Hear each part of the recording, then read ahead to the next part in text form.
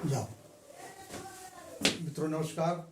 कल मैंने आपको वीडियो के माध्यम से भाग नंबर 12 में मैंने मंगल के बारे में सारा सब कुछ समझा दिया। अब वही चीज़ मैं आज सूर्य के बारे में बता रहा हूँ कि सूर्य 12वें घर में कहाँ कैसे होते हैं और क्या परिणाम देते हैं।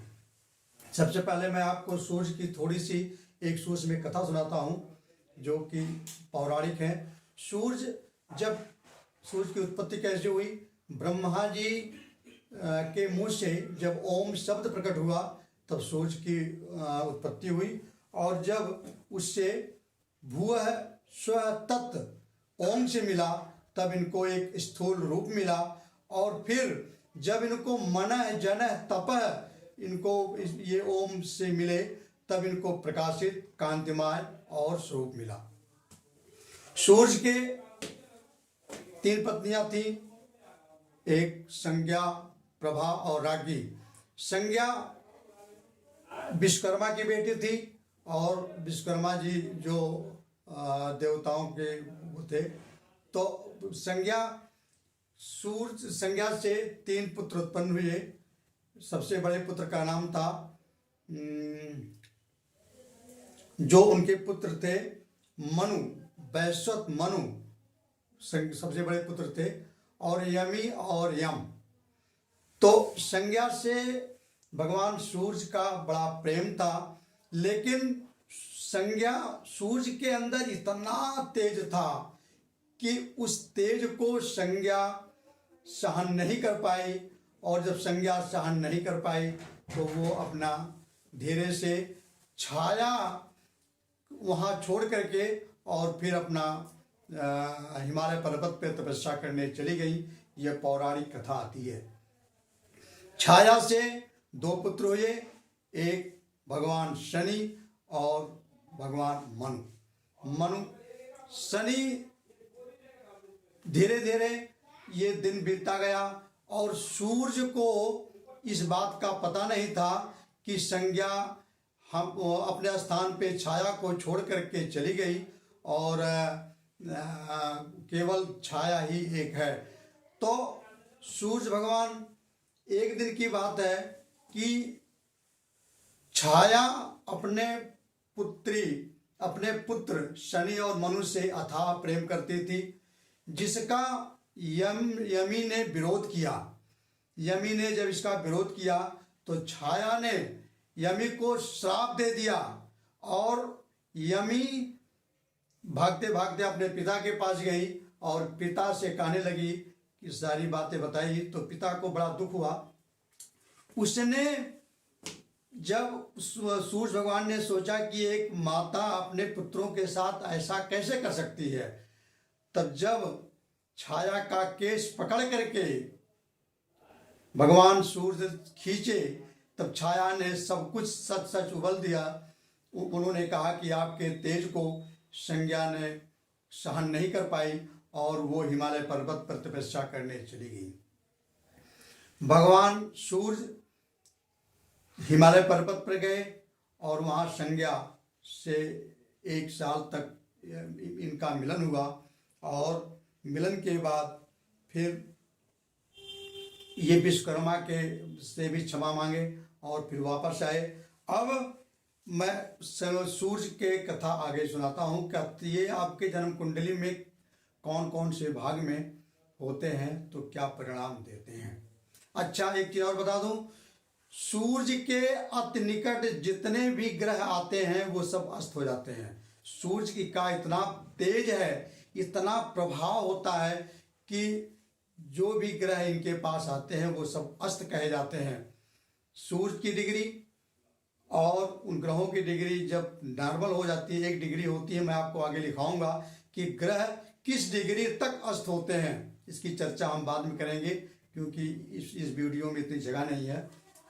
तो अब मैं सूर्य के बारे में आपको बताता हूँ और वो आप अपने कुंडली में देखना, मिलाना, और फिर मैं आपको लास्ट में एक उपाय भी बताऊंगा जिनके सूर्य खराब घर में है क्या उपाय करना चाहिए। देखिए, अगर सूर्य ये फलदीपिका के 8वां अध्याय भावाश्रय के श्लोक संख्या 1, 2, 3, 4 से ली गई है।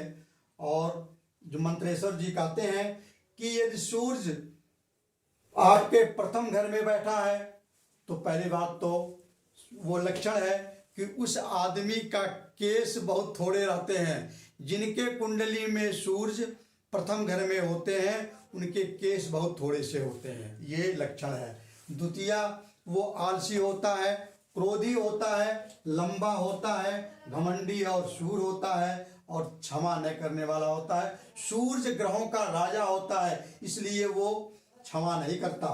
दूसरी चीज है कि सूर्य अगर कर्क राशि में बैठा है तो स्फोटक होता है, मतलब आंखों में एक घाव हो जाता है, उसको स्फोटक कहते हैं। सूर्य अगर सिंह राशि में बैठा है तो वो नेत्र रोग देता है, आदमी की आंख ले लेते हैं या तो सूर हो जाता है।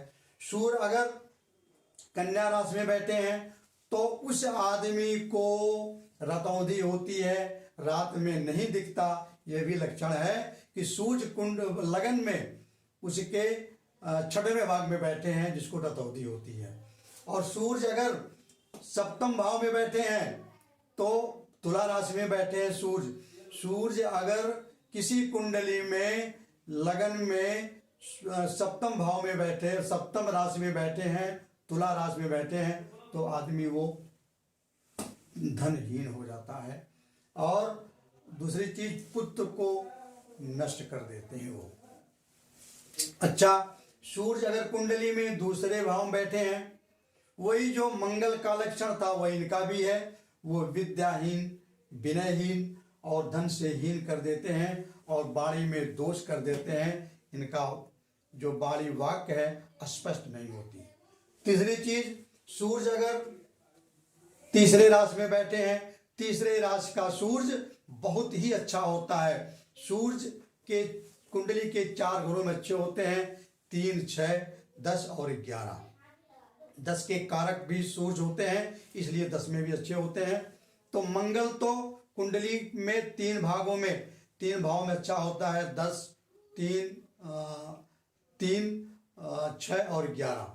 सूर्य 4 भाव में अच्छे होते हैं, 3, 6 और 10, 11। तो तीसरे में अगर सूर्य है तो बहुत अच्छी बात है, गुणवान बना देगा, धनवान बना देगा, सुखी बना देगा। लेकिन वो अपने लोगों से शत्रुता रखते हैं। जिनकी कुंडली में सूर्य तीसरे भाव में बैठे हैं तो उनको अब कुंडली में अपने से शत्रुता होती है और बाकी सब कुछ अच्छा होता है। अच्छा, ये सब लक्षण है अगर सूर्य अकेला बैठा है। सूर्य अगर किसी ग्रहों के साथ बैठा है तो वो ग्रह इसके तेज को कम कर देते हैं, ये दोष को कम कर देते हैं। ये देखा गया कि सूर्य के साथ बुध अक्सर मिलते हैं। बुध राजकुमार हैं जो कि राजा के साथ हमेशा ही रहते हैं। बहुत सारी कुंडलियों में 80% कुंडलियों में आप देखोगे सूर्य और बुध दोनों इकट्ठे ही बैठे होते हैं। अच्छा, सूर्य अगर चौथे भाव में बैठे हैं, चौथे भाव सुख भूम वाहन का होता है, तो वो मित्रहीन कर देंगे, सुखहीन कर देंगे, भूमिहीन कर देंगे और वो वाहन का भी अभाव कर देंगे और राजा का सेवा करते हैं वो। सूर्य अगर कुंडली में चौथे भाव 5वें भाव में बैठे हैं, 5वां भाव ये है, 5वां भाव संतान संबंधी वियोग कर देंगे, गर्भ नष्ट करते हैं, ज्येष्ठ पुत्र को क्षत पहुंचाते हैं। अक्सर ये देखा गया कि जिनकी कुंडली में सूर्य 5म भाव में बैठे हैं तो उनका ज्येष्ठ पुत्र या तो मृत तल कष्ट पाता है या तो कुछ वो बीमारी रहता है, क्षत पहुंचती है ज्येष्ठ पुत्र को। और गर्भ 5वें के सूर्य कुंडली में 5वें में सूर्य अगर बैठते हैं तो ये स्त्री का गर्भ नष्ट करते हैं।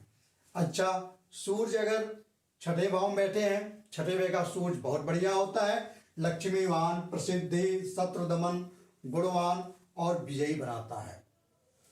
अच्छा, सूर्य भगवान अगर कुंडली में 7वें भाव में बैठे हैं तो 7वां भाव अच्छा नहीं होता, कुतन करते हैं, शरीर किसी प्रकार से रोगी कर देते हैं, शरीर को विकलांग कर देते हैं, ये इसका मतलब है कुतन का। और राजा से विरोध करते हैं, जो अनशन वगैरह करते हैं वो राज्य कानून का विरोधी करते हैं। और तीसरी चीज, वो हमेशा दम दम पर वो अपमानित होते हैं हर जगह। कुंडली में सप्तम का सूर्य सही नहीं है और स्त्री सुख नहीं प्राप्त होने देते। पुरुष की कुंडली में, स्त्री की कुंडली में, किसी कुंडली में अगर सूर्य 7वें घर में बैठा है तो वो ठीक नहीं है, वैवाहिक दाम्पत्य जीवन को वो नष्ट करता है। सूर्य अगर 8वें घर में बैठा है तो वो धन, आयु, मित्र, हीन, दाहिने नेत्र में विकार करता है। सूर्य 8वें का भी ठीक नहीं है। दाहिना नेत्र, जिनकी कुंडली में सूर्य 8वें भाव में है, उनका दाहिना नेत्र खराब हो जाता है या कोई रोग हो जाता है। अच्छा, सूर्य कुंडली में अगर 9वें भाव बैठे हैं तो पहली बात तो यह है कि कम उम्र में ही पिता का सुख विहीन कर देते हैं, कम उम्र में ही पिता का सुख वो छीन लेते हैं। और इसका मतलब ये नहीं है कि पिताजी मर जाएंगे, रोग धोक हो जाएगा, लेकिन उसमें भी कंडीशन है। अगर वो अच्छी राशि में है, मित्र की राशि में है तो ऐसा नहीं होगा। अगर वो अपने उच्च में है तो ऐसा नहीं होगा। शुभ दृष्टि देखते हैं तो ऐसा नहीं होगा। इसमें डरने की कोई बात नहीं है और उसके कुछ विकल्प भी हैं। और संतान सुख, अगर 9वें भाव में है सूर्य कुंडली में, संतान सुख नहीं होता और बंध सुख नहीं होता, लेकिन वो ब्राह्मणों और देवताओं की सेवा करता है।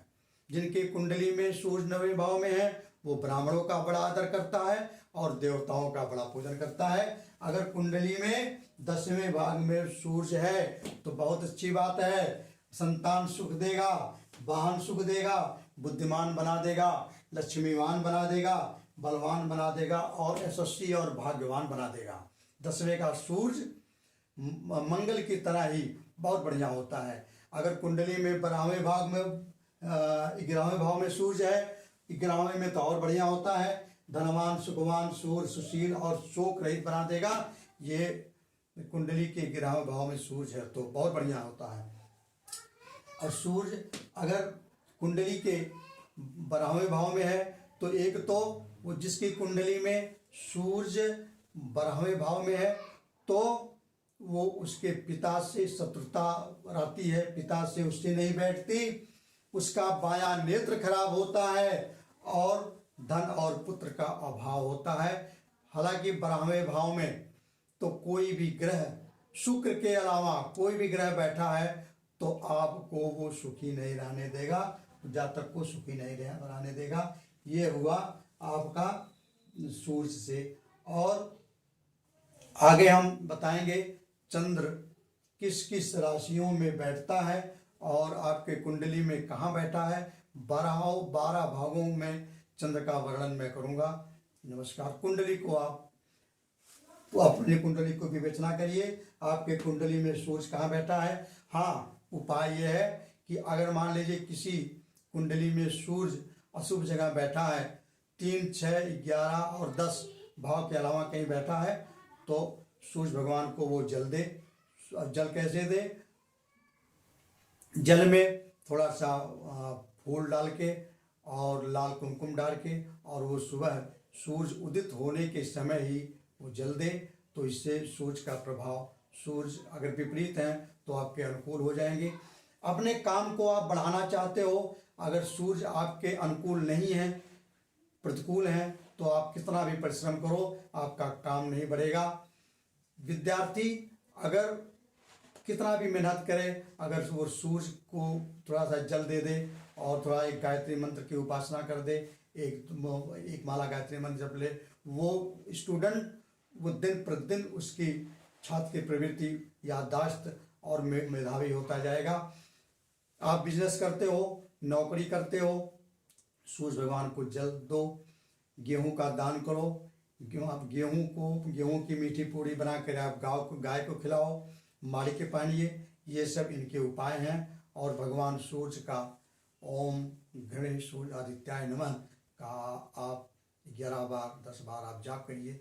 इससे सूर्य शांत होते हैं और सूरज की कृपा आप पर बनी है तो आप भी सूरज की तरह ही चमकोगे।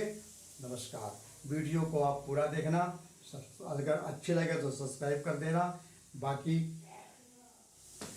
अगला कार्यक्रम आगे के वीडियो में आगे हम चंद्रमा के बारे में बताएंगे।